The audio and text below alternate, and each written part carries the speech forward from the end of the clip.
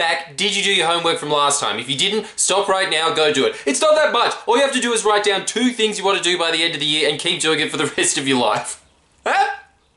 And I've got more homework for you this week, but before we get onto that, I'm just going to explain to you the general theme of today, which is going to be passive activities versus, for lack of a better word, active activities. And the reason why I'm talking about this is because this week a friend of mine came up and she was complaining that, oh, my friends in my creative writing class have gotten published. She's talking about 2 people, by the way, but you know, you just start to exaggerate. It's not fair, it's everyone but me. So she was clumped in with the other 28 people that haven't been published yet, but she was complaining about them and saying that it's all about connections. And I agree, yes, there's a lot of people that get ahead of life because of connections. You know, everyone at the ABC, but you know, that kind of, just the fact of who their mummy or daddy is, they get ahead in life in the beginning. But 10 years flies past, and if those people just rely on mummy and daddy eventually die, or they get fired, and then people look through the list and go, well, these people are just useless pieces of fat, off with you, snippety snippety, and they're gone. You know who stays? The people that develop a skill. This is what she was missing. You know what? She graduated last year. I asked her, how many books, or you know, how many short stories, sorry, have you written since? None. It's been a year. She wants to be a writer, but she hasn't been writing. And this is the trap that everybody gets into. I see it all the time with my musician friends, These guys are always the worst, by the way. They're always saying the same thing. It's all about connections, man. I agree, but that's the point. You can build your own path in life. It's really, really easy. It's a 1-step process. It's really simple. I'm about to release the #1 key to success right now. Are you ready for it? Doing stuff. No one does. It's insane. The vast majority of people in life have all these little pipe dreams that they think about while they're just wiping one of those dusty glasses in a bar going, someday.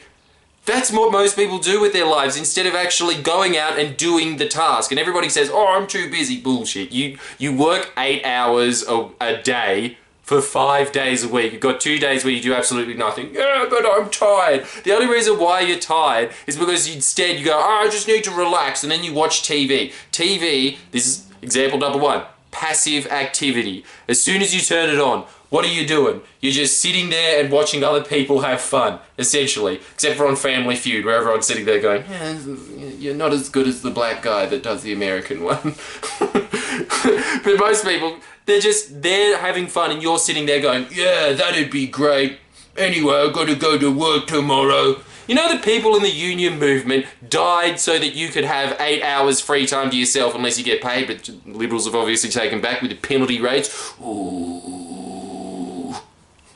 That's all I've got to say, the guy that spends his entire life researching this. Ooh. So, they spent that, so you've got that time, these 8 hours of time before, you know, 8 hours work, 8 hours rest, 8 hours sleep. Don't rest. Do things in that time instead. This is what I want you to do. I want you to write down, whenever you woke up today, say it was at 7 AM and then you woke up at 12 PM. Actually, I'm thinking because it's my audience, a lot of people will be like, wrong again, dickhead, I woke up at 3 PM. Whatever it was, just write down when you woke up and put next to it what the activity you did and whether it was active or passive. This is basically the general gist of it. If it was active, it's you're involved in it. So, sitting around a campfire with your friends. That's fine, that's great. It's a nice little memory. No. I'm not saying that you should do those things. I'm saying you should do more of those and less of the things of watching TV and Facebook, because that is eating away at your life in times where you could be accumulating a skill. And this is the scariest thing about it, is that our generation is particularly bad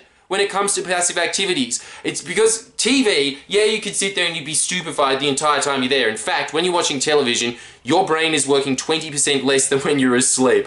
How scary is that thought? And here's where it even gets scarier. Facebook is worse, because not only does it make you stupider, if you click on Facebook first thing in the morning, you're going to be 10 IQ points dumber by the end of the day. I mean, it accumulates when you're asleep again, but everybody, just because the little hamsters on a wheel goes, clicks on it again, and then they're 10 points dumber. Imagine if you're at 100 IQ points, you're at 90 IQ points by the end of the day. You need to be in an acceleration class if you're in school if you've got 90 IQ. This is where our generation is. So if you are one of the few people that goes, fuck Facebook, instead I'm just going to write my short stories, for example.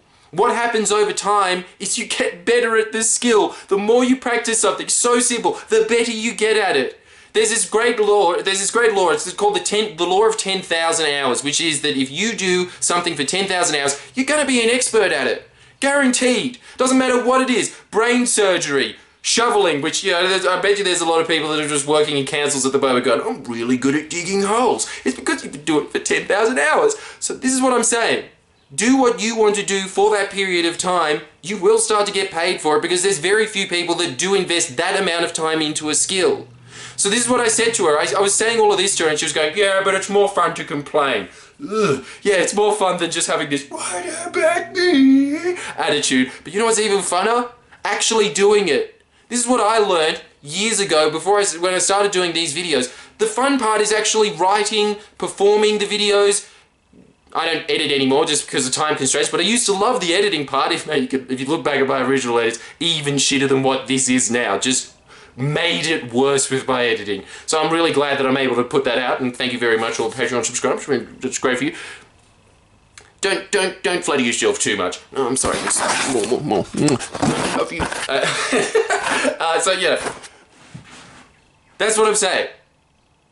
Make sure that you're doing that in your 8 hours of free time, because it's a general rule of the Western world, which is that if you're working for 40 hours a week, that's just for survival, in this society anyway. There's other societies like Fiji where it's just like, I just grow yams. Yeah. But in ours where it's, you exchange goods for services, I mean, you definitely do that in Fiji as well, but you know, those tropical environments where you don't actually have to work to eat, but in these ones where it's just freezing half the year and even sheep are going, oh my god, I'd really like a jumper at the moment, preferably made out of wool. And then they look at their friend, and just like how we look at somebody when they're really hungry and their head turns into a chicken, they just turn into a jumper. Yeah. They're probably too dumb to think about that. Let's just ignore that entire side tangent. Let's just talk about this. I want you to write down what your passive activities were and what your active activities were, and that'll give you an average for the week of what you're doing, because 95% of the things that you do is habitual. So if you're spending, say, I don't know, 6 hours of your living, waking day, which is the average, most people are spending 6 to 8 hours, all of their free time in passive mode, get out of it. That's why you're not achieving what you want to achieve at the moment. It's because you're not doing what you should be doing. And this is what happened to my friend. I said to her, how about you go and write a short story while you're here? And I forced her to do it. And then I just came in every now and then and said, how are you doing at the moment? And she was in that trance, that nice little zone of, yeah, that's great. I was asking if you want a drink. Yeah, go the Knicks. And she wrote a short story in 4 hours. She hasn't written anything for a year. If she continues to do that over 2 years, she might not get published, but she'll be an exceptional writer and she eventually will get published, and if she doesn't, she can just put it on the net now and she will get a following because she's actually good at her job. This is the thing that most people don't understand. Connections doesn't make you good at your job, it just gives you a salary. But then after that, people realize this person's shit, and usually that person gets fired when the sands of time shift and their parents aren't no longer in the, they're no longer at the top. Eh? You get what I'm saying?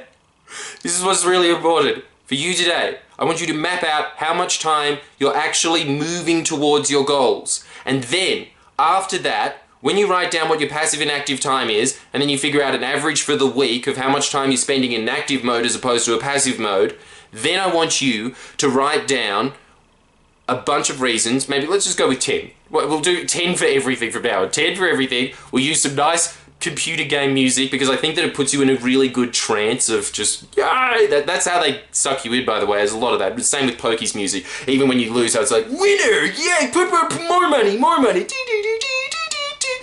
And so anyone who has any good computer game music that they think is really nice and happy, send it this way, boy. I want all of that. I want all of it. I just want to expand that. I think that's the best genre of music there is. Me.